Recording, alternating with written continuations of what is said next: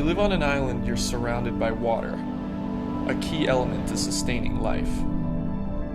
We came from Kauai, a small island in the middle of the biggest ocean on Earth. With more rainfall than any other island, clean water flows constantly, and it's easy to forget that this basic need is not a birthright. We take for granted something that doesn't exist for many people around the world. We were raised to know the meaning of aloha, to work as a team and give back to our community. As surfers, we have this in mind when we travel. We want to give something back to the people and places we visit. In June 2015, two close friends and I set out on a surf trip to Indonesia. Through our research, we found that one of the best waves in Indo is on an island called Sumba, known for its world-class wave and resort, Nihiwatu.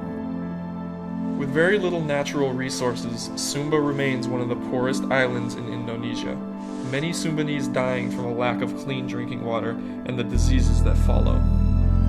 Our plan was to bring portable water filters to provide clean drinking water to those most in need.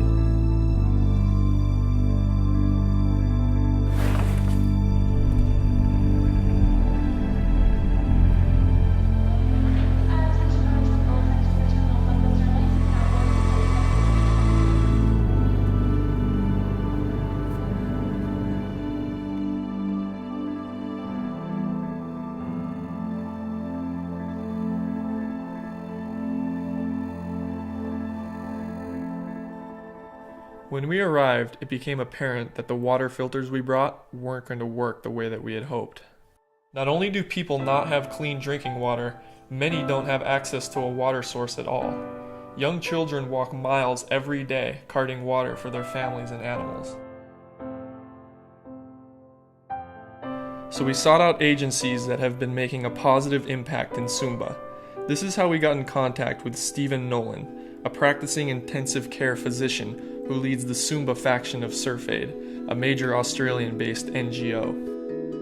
I'm Stephen Nolan, intensive care and respiratory physician, and I've been in Sumba since 2008 when I brought my son and daughter over here after Googling the top surf spots in the world, and I went over to Nihiwatu and fell in love with the people of Sumba and looked at the problems that were really affecting the quality of life and lifestyle of the Sumbanese people, which essentially became around malaria, malnutrition, and not a safe supply of water and the diseases that come thereafter. We met up with Stephen, who was accompanied by 6 medical students from Griffith University in Queensland, Australia. Stephen took us to different villages around Sumba and showed us some of the water projects that had been accomplished in the last 8 years. I want to walk around. There's 3 villages that go down the hill here. When we first got here, this water project didn't work, and so we sort of restored this water project so it would work. So you can see the big galvanised piping. So that brings water from about 5 k's away to here. And then this roof should not be open like that, because obviously if it's open, stuff can fall into it well. Stephen showed us that many of the water projects weren't being used properly.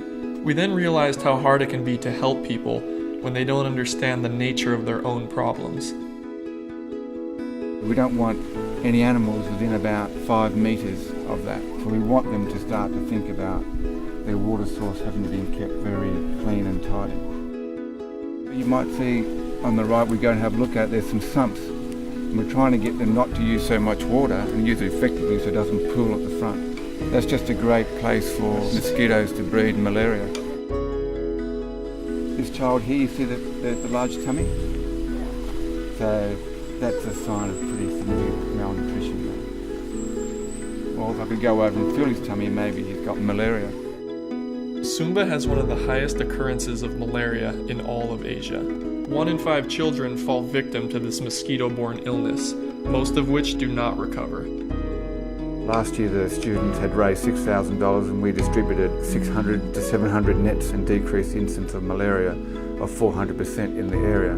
So where we got our first taste of how hard it is to create a sustainable project on the ground in somewhere like Sumba, and how hard it is to deliver aid that really does produce that sustainable behavioural change. On this current trip, the team of medical students are testing a new project, one that aims to address the growing dysentery problem plaguing Sumba. Dysentery is one of the leading causes of death in children throughout the world, including Sumba. A quarter of all children were dying under the age of 5. The way that diarrhoea gets transmitted from adult to child, from child to child, is through unclean hands and the fecal-oral route of transmission of bacteria. It's one of the simplest diseases to avoid, and that is simply by hand washing. It really is, it's that simple.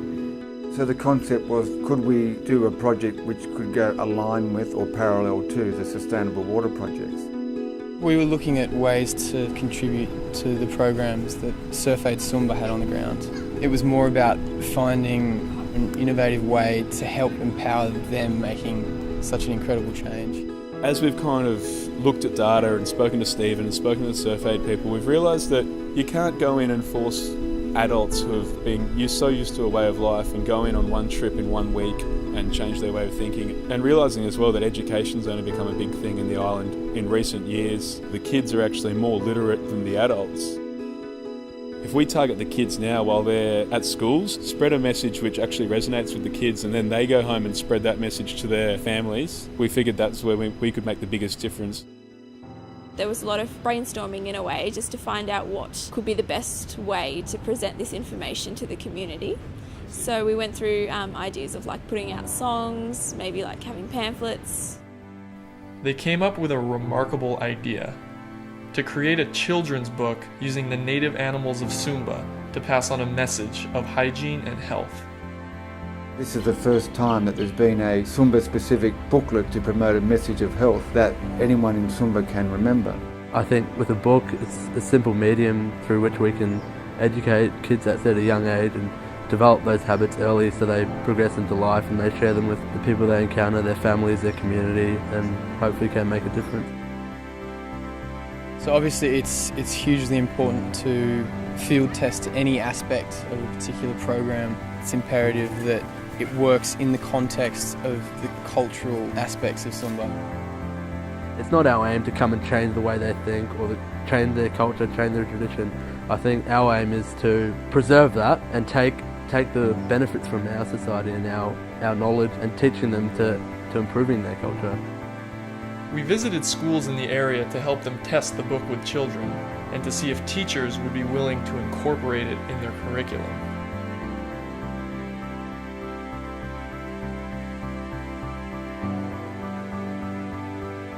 The reaction on his face was brilliant. We don't speak Bahasa, but the smile on his face when he came to talk about it said a lot. We heard a lot of bagus, which was winning, and then to hear the translation and the feedback, it was really cool to hear that it was a success story and that a lot of students would be able to get a lot of benefit out of it. We have just finally shown the children the book that we've been working over the last year. It's been received very well. We've got the guys from Surf Aid who have developed the lesson plan, which has absolutely blown us away into how much work they've put into it.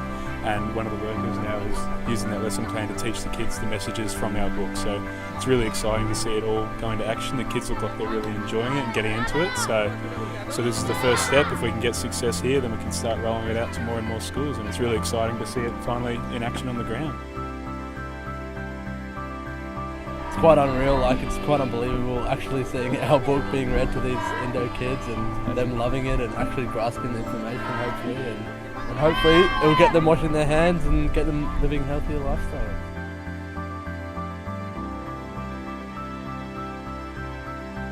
So yesterday we had a meeting with the Surf Aid Sumba team and it was a really good reception that they really enjoyed the book and we were able to get some really great and valuable feedback from them.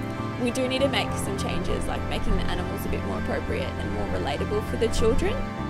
You know, there's so many possibilities of where this could go. Some people have mentioned more books for different topics, so talking about things like pregnancy issues, focusing specifically on malaria, tuberculosis, things like that.